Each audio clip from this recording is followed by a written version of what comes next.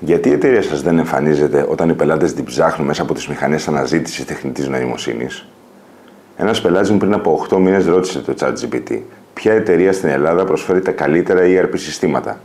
Η απάντηση τον εξέπληξε. Η εταιρεία του δεν εμφανιζόταν πουθενά, και ας είναι εδώ και πολύ καιρό στην πρώτη σελίδα της Google. Μα πώς γίνεται αυτό, με ρώτησε.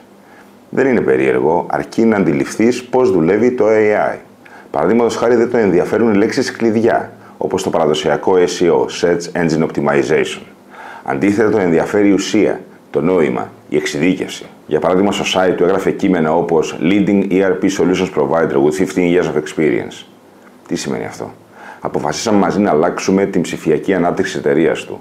Πλέον, αντί για leading provider, εξηγούσαμε πιο συγκεκριμένα. Βοηθάμε ελληνικές εταιρείες να μειώσουν τον χρόνο που σπαταλάνε σε διοικητικές λειτουργίες κατά 45%. Και αντί για innovative solutions, γίναμε πιο συγκεκριμένοι μέσα από μια σειρά άρθρων. Όπως παραδείγματος χάρη πώς 200 και πλέον εταιρείες αυτοματοποίησαν τη λογιστική τους χωρίς λογιστή. Ενημερώσαμε την About Page με την εξειδίκευση όλων των μελών της εταιρείας και επενδύσαμε σε μια ουσιαστική ερθογραφία στο LinkedIn, στο website, σε διάφορα φοροτεχνικά και επιχειρηματικά περιοδικά. Με γλώσσα όμως συγκεκριμένη, ουσιαστική, ανθρώπινη. Γιατί ξέχασα να σου το πω. Το AI έχει μία ιδιοτροπία. Δεν του αρέσει να διαβάζει πράγματα που γράφτηκαν με AI. Τα αποτελέσματα μετά από 5,5 μήνες, ο πελάτης μου άρχισε να εμφανίζεται σταθερά στις AI αναζητήσεις ως ειδικός του κλάδου.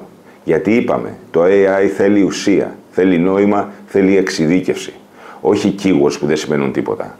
Τώρα ξέρεις τι πρέπει να κάνεις.